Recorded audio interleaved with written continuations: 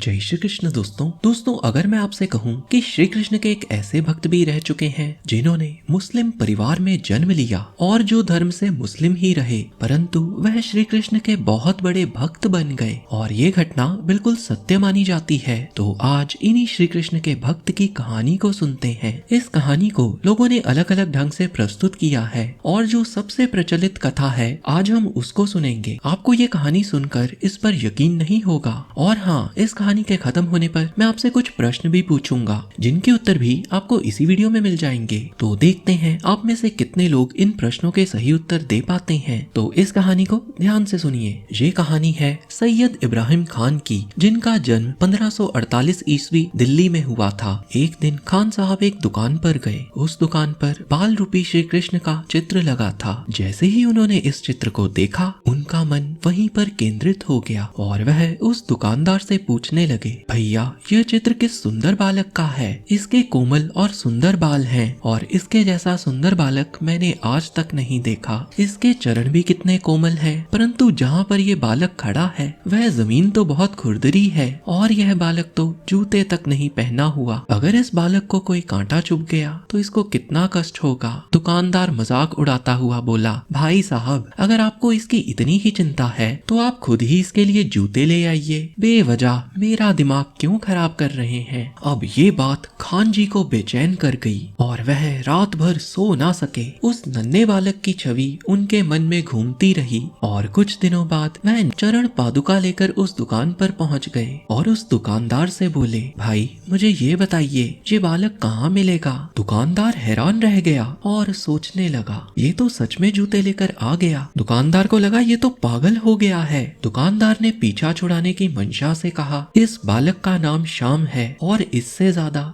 मुझे कुछ नहीं पता। आप किसी और से ही इसके बारे में पूछ लें। खान साहब को श्री कृष्ण से मिलने की सच्ची तड़प जागृत हो गई। खान साहब इस दुकान से चले गए और रास्ते में जितने भी व्यक्ति उनसे मिलते वह उनसे पूछते, एक श्याम नाम का नन्हा सा बालक है, सांवला सा है, बाल घुंघराले हैं, उसने एक मुकुट पहना है और मुकुट पर मोर पंख लगा है, उसके हाथ नन्हे नन्हे से हैं और उसकी मुस्कान बड़ी ही प्यारी है। क्या आप लोग उस बालक का पता बता सकते हैं? लोग सोचते हैं इस कलयुग में इसे भला श्री कृष्ण मिल सकते हैं और ऊपर से ये तो है भी मुसलमान। सच में ये तो पागल हो गया है। सभी उसकी बातों को हंसी में उड़ा देते हैं, कोई भी उसकी भावना को समझ नहीं पाता। फिर एक सज्जन व्यक्ति जो धार्मिक प्रवृत्ति के इंसान थे को खान साहब की बातों को सुनकर आंखों में अश्रु आ गए। सज्जन व्यक्ति ने उनसे कहा, भाई तुम जिनका पता पूछ रहे हो वह बांके बिहारी हैं। कोई उन्हें श्याम कहता है, कोई उन्हें कृष्ण मुरारी और कोई सांवरिया कहता है। उनके तो हजारों नाम हैं और जगह जगह पर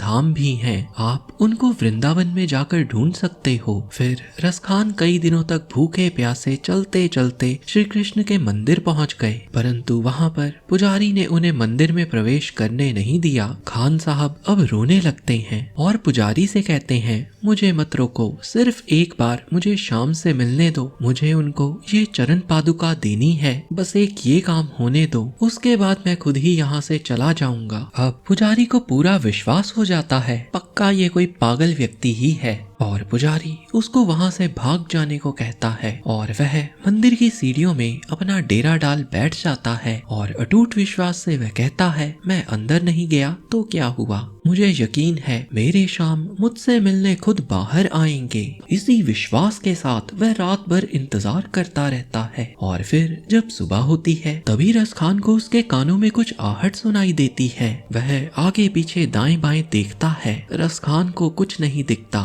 फिर जैसे ही रसखान की नजर झुकती है तो उसको नीचे नन्हे से श्याम दिखाई देते हैं। श्री कृष्ण बाल रूप में स्वयं अपने इस भक्त से मिलने आए थे। खान साहब खुशी से गदगद हो गए और उन्होंने नन्हे श्याम को अपनी गोद में बिठाकर उन्हें सीने से लगा लिया और जैसे ही पादुका पहनने के लिए नन्हे श्याम का उन्होंने पांव उठाया तो खान जी देखकर घबरा गए, क्योंकि कांटे चुभ चुभ कर प्रभु के नन्हे पांव घायल थे। खान साहब ने रोते हुए प्रभु से कहा, अगर आप मुझे खबर देते तो मैं खुद ही आपके पास चला आता। श्री कृष्ण ने मुस्कुराते हुए कहा, हे प्रिय भक्त, तुमने मेरे बाल स्वरूप का दर्शन किया था, वो भी बिना जूतियों के, और बाल लीला तो मैंने गोकुल में की थी, और तुम आए मुझसे मिलने वृंदावन में, इसीलिए मुझे नंगे पांव पैदल गोकुल से वृंदावन आना ही पड़ा, और इसीलिए मेरे पांव में कांटे भी चुभ गए। प्रभु की बात सुनकर खान जी दीवाने हो गए और कहने लगे, हे प्रभु, आप मुझे अपने चरणों में स्थान दें, अब से मैं आप ही के बारे में लिखा करूंगा। और इस घटना के बाद इन्होंने श्री कृष्ण पर कई कविताएं लिखी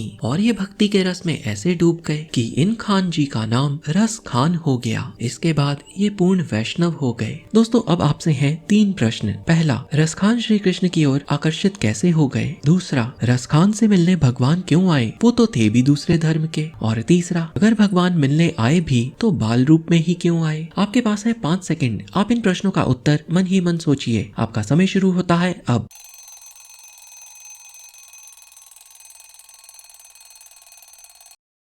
रसखान का श्री कृष्ण के प्रति आकर्षित होने का कारण है, कृष्ण शब्द का अर्थ ही ये है जो सबको अपनी ओर आकर्षित कर ले। रसखान भी श्री कृष्ण के आकर्षण से बच ना सके। रसखान चाहे दूसरे धर्म से थे, परंतु रसखान को अटूट विश्वास था और उनकी भक्ति भी निष्काम थी। उनको खुद के लिए कुछ नहीं चाहिए था, बल्कि वो तो भगवान को चरण पादुका देने के लिए दर दर भटकते रहे। अब प्रश्न है, भगवान बाल रूप में ही क्यों आए? श्रीमद् भगवत गीता के 4थे अध्याय के 11वें श्लोक में श्री कृष्ण बताते हैं, जिस भाव से लोग मेरी शरण में आते हैं उसी अनुरूप मैं उन्हें फल देता हूँ। हे पार्थ, सभी लोग जाने अनजाने मेरे मार्ग का अनुसरण करते हैं। ध्यान दें, प्रभु यहाँ कह रहे हैं सभी लोग, जहाँ पर किसी धर्म जाति की बात नहीं की गई, बल्कि समस्त मानव जाति की बात की गई है। और रसखान ने अपने मन में श्री कृष्ण के बाल रूप को ही बिठाया था। हरे कृष्णा।